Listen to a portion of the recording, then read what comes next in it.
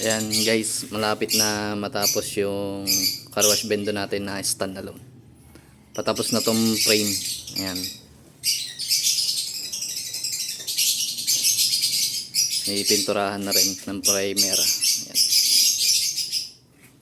Belt type yung ikakabit dito na pressure washer. Hindi siya portable.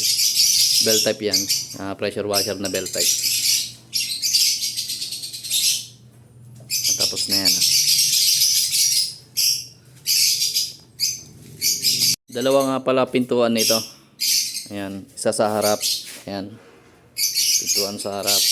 Basa pa kasing pintura eh. Tsaka isang pintuan dito sa likod. Ayan.